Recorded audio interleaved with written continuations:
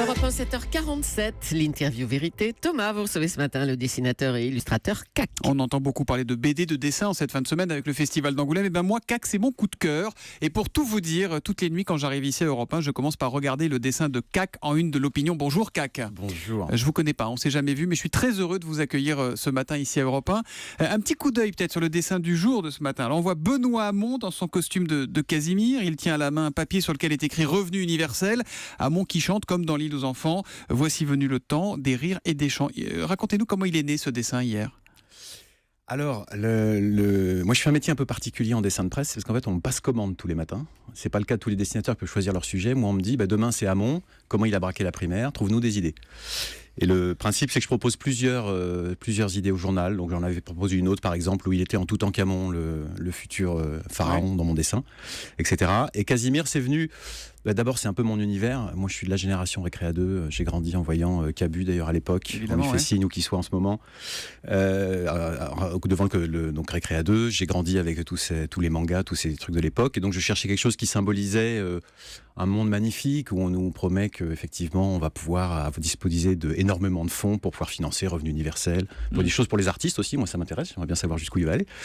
Et donc, en cherchant toutes ces idées, en cumulant, je me suis dit quelque chose qui représente la naïveté. Un pays merveilleux, l'île aux enfants. Le pays de Benoît Hamon, donc selon vous, ce matin, en une de l'opinion. On vous donne le sujet, mais après, vous êtes vraiment libre du coup de crayon ou derrière, vous avez des rédacteurs en chef pénibles qui vous disent non, ça, on peut pas y aller, ça, tu vas trop fort. Parce que c'est quand même c'est un édito, un dessin de presse.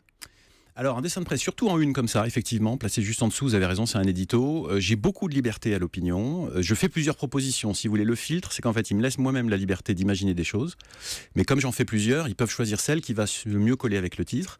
Et après, le ton du journal, j'ai beaucoup de liberté, mais le ton du journal ne se prête pas à des choses très, très dures ou très provocatrices. C'est vrai qu'on reste sur un ton plutôt d'humour moqueur gentil, on va dire. Dans un journal, un dessinateur, avoir un CAC dans sa rédaction, c'est une source de problèmes. Il y a des pressions, il y a des coups de fil de politique.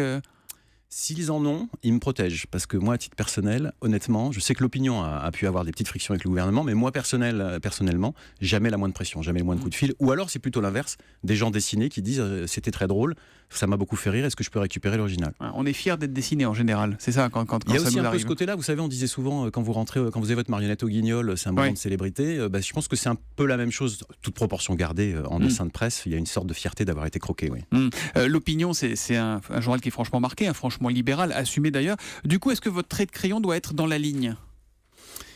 Honnêtement, pas forcément, parce que ce qu'on attend aussi du dessin, c'est pas uniquement de s'aligner sur ce qu'il y a déjà dans le papier. Le dessin est censé apporter, d'abord de l'humour, ça c'est sûr, d'égayer un peu le journal. L'opinion est un journal d'analyse avec des papiers assez longs, qui apportent des regards complémentaires. Donc le dessin vient faire une pause humour, et puis on est censé créer un décalage. Donc parfois, moi je peux me permettre, il peut m'arriver de pas être forcément totalement sur le même point de vue que le journal. Dans ce cas, je peux créer un décalage par mon dessin en nuançant le propos, c'est possible. Ouais.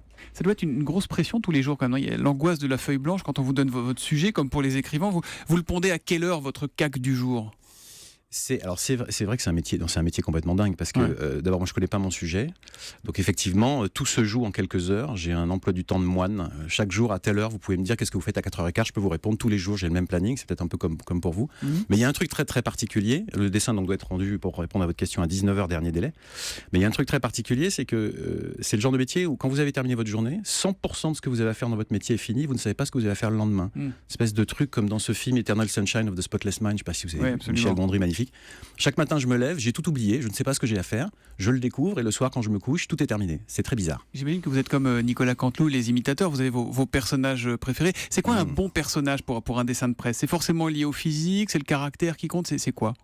Alors le physique peut jouer, mais ça dépend du dessinateur. Il y a des gens avec qui on est plus ou moins à l'aise. Et on ne qui sait vous, pas par exemple Par exemple, François Hollande, je crois, c'est vrai pour beaucoup de dessinateurs. Moi, j'aime beaucoup Michel Sapin. Je suis assez à l'aise à dessiner Michel Sapin. Il y a un côté, je ne sais pas pourquoi, bonhomme, rigolo. Ça me fait rire d'entrée de jeu. Il y en a d'autres, j'ai plus de mal. Je pense que vous êtes le seul sur Terre que Michel Sapin fait rire, mais bon. Et alors, il en faut. Monsieur Mélenchon, par exemple, j'ai plus de mal. Donc, il y a ça. C'est une difficulté Après, on a forcément nos chouchous. Je pense que cette année, pour nous, dessinateurs, ça va être compliqué parce qu'on va perdre à la fois François Hollande et Nicolas Sarkozy. Ce sont à la fois, certes, des politiques influents, mais il y a quelque chose dans leur comportement où c'est déjà des personnages de bande dessinée en eux-mêmes. C'est pas le cas de Fillon, de Hamon, ça marche moins bien, vous pensez ? Je pense c'est moins évident. Ils sont plus soit dans la retenue, soit ils ont un côté, par exemple François Hollande a un côté assez rond, assez comique potentiellement. C'est vrai, l'histoire du scooter, moi j'ai commencé à l'opinion, j'étais un peu stressé, qu'est-ce que je vais avoir à faire ? C'est la première fois que je faisais du dessin de presse il y a 3 ans, en tout cas à plein temps. Et puis, tout d'un coup, boum, Julie Gaillet, le scooter, le casque. Et là, vous avez des gimmicks pendant 2 ans. C'est magnifique. Du coup, ça fait 2 ans qu'il porte le casque, hein, François Hollande, dans vos dessins. Comment vous êtes rentré justement à l'opinion? Comment on devient dessinateur de presse? Les places sont rares? Alors, je pense que j'ai un parcours un peu particulier, j'allais dire. Je crois que c'est le cas de tous les dessinateurs de presse. Dans mon cas, moi, c'est sur concours. L'Opinion a fait un truc qu'aucun journal ne fait. Ah oui. Ils ont fait un concours public. Tout le monde pouvait jouer. Ça a duré 1 mois. Moi, je faisais un autre métier. Je travaillais en cinéma à l'époque. Je faisais aussi un petit peu de dessin de presse pour un hebdo. Et j'ai participé. Et c'était vraiment ouvert. J'ai jamais vu aucun journal faire ça. J'ai remporté le concours. Et donc, du jour au lendemain, on m'a dit, désormais, si ça t'intéresse, tu fais des dessins de presse tous les jours. C'est génial ça. Et vous vous souvenez de votre premier dessin, le tout premier? Le tout premier, c'était déjà une chose que j'aime beaucoup faire, c'est faire des références comme ce matin à Casimir. C'était Hollande en K, le serpent du livre de la jungle, qui chantait « Aie confiance ». C'était au moment où il faisait des annonces qui partaient un petit peu dans tous les sens, donc ça zigzaguait. Est-ce que vous rêvez un jour de devenir Plantu en une du Monde? Est-ce que CAC a envie d'aller ailleurs aujourd'hui? Oh non, pour l'instant, non. Votre employeur vous écoute pas, allez-y tranquille. Je suis très très bien à l'Opinion. Comme je vous disais, j'ai beaucoup de liberté. C'est un journal qui est décalé. Je m'amuse comme un petit fou.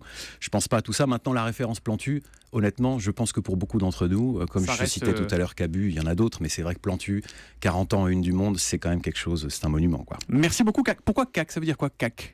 C'est tout bête, c'est une histoire de famille. J'ai un frère qui a 13 ans de moins que moi. Quand il était enfant, qu'il apprenait à parler, il n'arrivait pas à prononcer Patrick. Et ça s'était contracté en CAC. Voilà. C'est resté ma signature. Merci beaucoup, CAC, d'être venu ce matin en direct sur Europe 1. Pour ceux qui ne vous connaissent pas encore ou qui en veulent encore plus, vous publiez le CAC 40 de l'Opinion. C'est un best-of de vos dessins d'actualité avec en plus 80 inédits environ. Merci beaucoup et à bientôt. Et à lundi matin. Ah non, le lundi, vous dessinez pas. Lundi matin, il n'y en a pas, je crois. Il y en aura un parce que le lendemain d'élection, il va quand même falloir faire un effort. Et il va bosser le dimanche. Merci beaucoup, CAC. Et à lundi.